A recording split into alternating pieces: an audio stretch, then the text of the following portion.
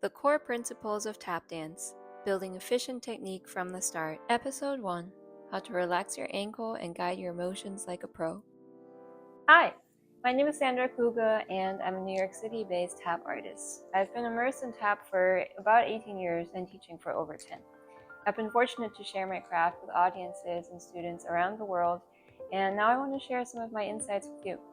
Having helped students of all levels gain confidence in their technique, I started noticing certain patterns that are universally applicable to pretty much any step.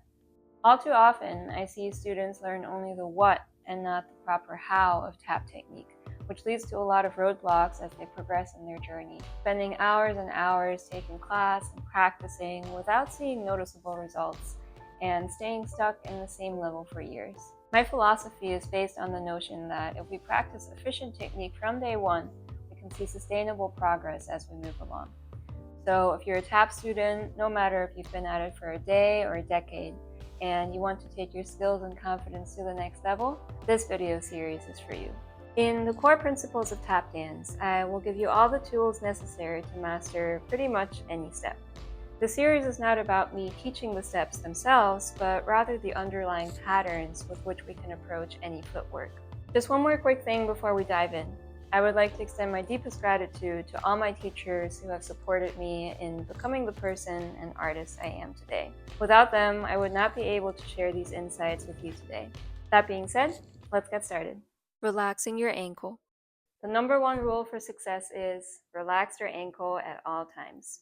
You might have heard this over and over, but how do you actually relax your ankle? And what does it mean? Let's look at that. When you watch a tap dancer, you might think they have really fast feet, but that's not actually true. Their feet don't do anything. Instead, they have fast legs, or well-coordinated legs to be more precise. The only job the foot has is to hang, loose and relaxed, and be guided by the upper parts of your leg, which is your upper thighs and your glutes, which are the largest and most powerful muscles in your body, and therefore do a great job at guiding the motions. So take a second to lift up your preferred leg.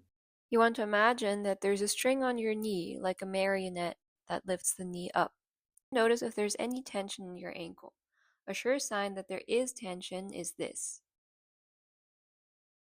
So go ahead and shake out your ankle until you don't hold any tension in it anymore. Do this again with your other foot. Now, what is important to understand from a purely mechanical perspective is that the amount of tension in your ankle will affect the angle of your foot. And this is immensely important because this will affect how your foot is approaching the floor, which we'll explore in just a moment. The more relaxed my ankle is, the steeper the angle of my foot. The more I flex it, the flatter the angle, up to the point where my toes point up. So here, my ankle is relaxed, toes point down. Now I'm putting a little bit of tension in there. I'm parallel to the ground. Now if I actually flex my foot, my toes point up. Now, it's important also to be careful to not confuse the relaxing of the ankle with pointing the foot. You're not actively pointing your foot down. Rather, if your ankle is relaxed, it naturally is going to hang in this angle. Let's look at this in more depth. To do so, we will need to explore the bending and straightening of the knee. Most movements come down to the bending and the straightening of the knee. The efficient interplay of the bending and straightening creates flow and sets you up properly for any step. So let's come back to the image of having a string on your knee.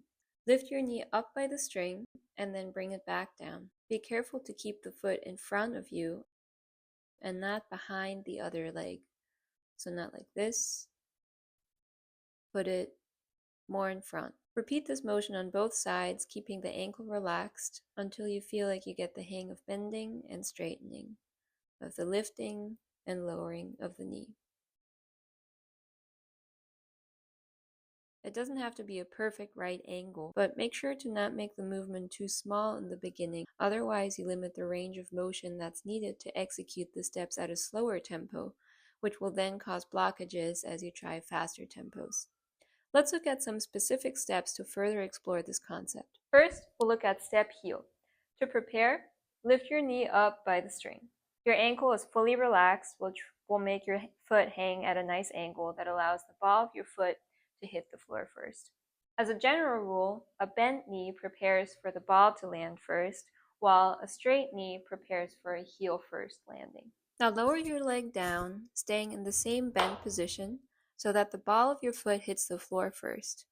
And then to complete the motion, drop your heel, thinking about continuing the journey of your knee towards the floor. The more decisive you are in bringing the ball of your foot onto the floor, the sharper and more precise the sound. Step heel. Our next example step is shuffle. We start in the same position as with the step heel, with our knee lifted up by the string, ankle hanging nice and relaxed. Now in order to produce a shuffle, you want to think straighten, bend, or down, up, instead of front, back. Why? Because front, back creates tension as your foot hits the ground in a flatter angle. It also, and we'll talk about this more in an upcoming video, limits our ability to prepare for following steps. Our third and last example is dig brush. The reason I want to look at this one in particular is because here we'll have to straighten the leg in order for the heel to hit the floor first. So in order to do this step, we will still start with our leg in our regular bent knee position. But now, instead of just bringing this shape down, which will make the ball of my foot hit the floor first, we want to straighten our leg before touching down. So like this. So I'm not bringing the shape down, I'm straightening my leg. Now you might think to yourself, but if I straighten my leg, I feel some kind of engagement in my ankle. Isn't that wrong? Rest assured, it's not. This is just anatomy. We have to adjust ever so slightly for a heel first landing. But there's quite a big difference between this, so actively flexing the ankle up, and this, engaging the muscle slightly to adjust the angle of the foot. After all, we don't want to be completely limp. The goal is to keep just enough attention in the body so that we can guide our motions as efficiently as possible. So let's recap what we explored today. Keeping your ankle relaxed is key because it affects the angle with which your foot is striking the floor. You want to avoid both flexing and pointing your foot. Your foot should hang there, readily available to be guided by the leg. Instead of thinking about our foot guiding the movement, we want to think about the bending and the straightening of our knee. If we do steps where the ball hits first, we want to approach the floor with a bent knee. If we do steps where the heel strikes first, we want to approach the floor with a straight knee. That's it for today. Let me know in the comments how this is working for you. If you run into any trouble or have questions, feel free to write them in the comments as well. The next video is about balance and weight shifts, a big topic, so make sure to stay in the loop. Now, if you'd like to support me, the best way to do so is by subscribing to my channel, liking, commenting, and sharing it with your friends. That also tremendously helps me keep making these free videos. If you'd like to dive even deeper, consider checking out the educational content on my website. You can also subscribe to my newsletter called Tap to Expand for free to get lesson videos, early access to new courses, subscriber-only offers, and more. It's a once-a-month collection of free resources I don't share anywhere else. And if you want personalized feedback and guidance, I also offer virtual private lessons. You can find all the info in the video description below. Thank you everyone for watching, happy practicing, and see you soon.